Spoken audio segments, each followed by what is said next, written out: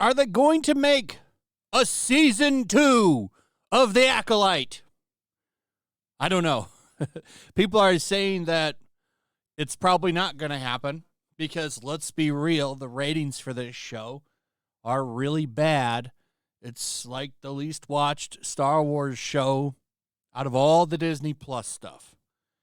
It's embarrassing how few people actually tuned in for this show, especially when you consider how much it costs to make.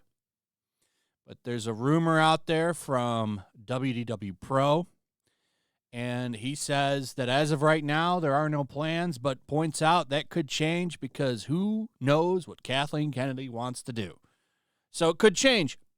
And he points out in here that a source told him that they originally thought there would be.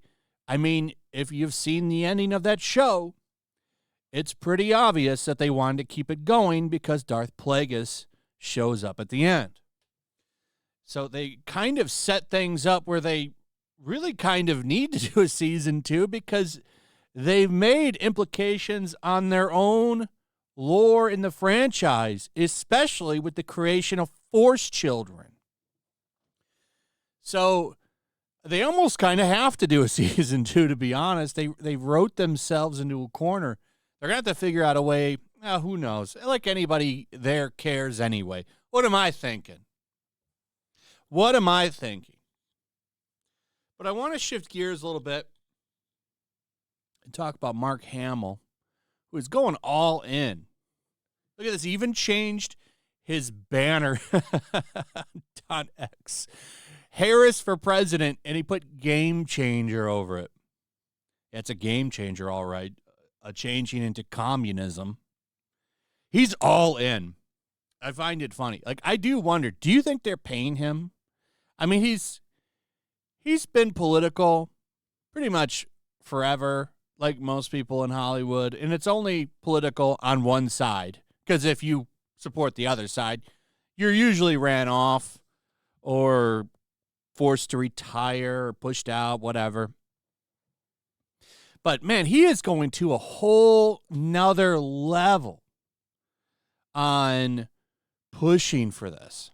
So this is what made me laugh is this. So he posted this. He's going to do a virtual meeting. I don't know what's going on there. I'm sure it'll be funny, though, to watch if you decide to watch it. But white dudes for Harris. Let's do our part to help elect Kamala Harris. The memes for white dudes for Harris are hilarious, by the way. I wish I could show them to you, but some of them are a little bit too spicy for you to. I can't. But, yeah, this is getting memed to hell, and it's funny. So I couldn't help but laugh when I saw this on my timeline. Because Mark Hamill's going to keep giving all election season. He's going to keep giving because he can't help himself. So he's constantly, like, I was surprised to see, like, here's a nice tweet about his daughter. Was surprised to see that because usually it's just him bitching about, like, here he is mad about Twitter changing to X. But now he's right back to his place. Like, boom! Hashtag yes we can. The cringiest shit to come out of this campaign. He's all over it. Like this scripted video of Obama endorsing Kamala. We all know he was very hesitant to do this. And for major reasons, because she's the worst candidate they could ever pick. But she's been installed right in. Why not? Here he is going after Trump with that lie that Trump is, for some reason, scared to debate Kamala, which is a joke. The reason they're doing this is because they really want to they want to erase the embarrassment that was the Biden debate as quick as they can. When she's officially named the candidate, and I'm sure she will be after the convention, then I'm sure he'll be happy to set something up. But who knows with these people? Anything could change during that convention.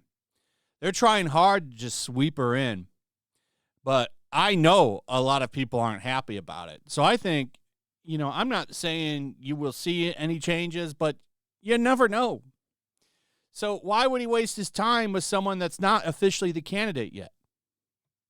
I'm sure he will. I guarantee he will. He probably really wants to because she's horrible at it.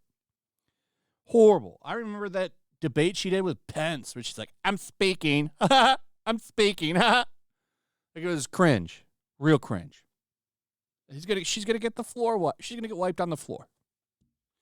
But some of this cringe, man, like, look at this from the New Yorker or the cover of New York Magazine. Have you ever seen something so fake and manufactured as the excitement over Kamala? So they got this, like George Clooney's on there dancing because he led the charge, the Hollywood charge to get Biden to step down.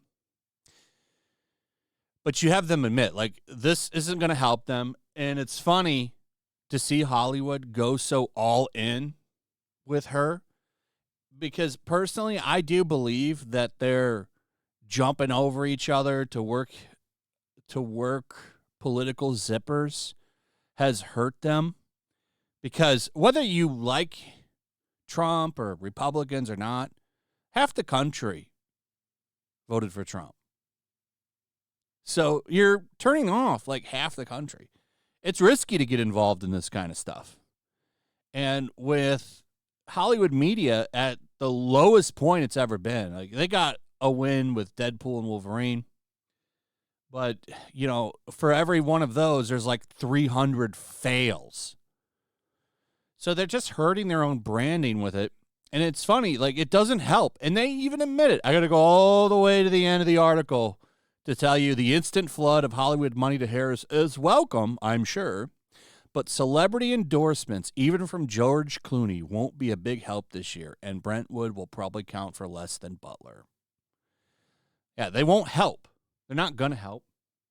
If anything, Hollywood is tainted, especially with all the shit that they're doing out there, man. Like, a lot of people are turned off to it, especially the gender stuff, which Hollywood pushes real hard. Anything that's liberal or progressive, they jump to endorse it.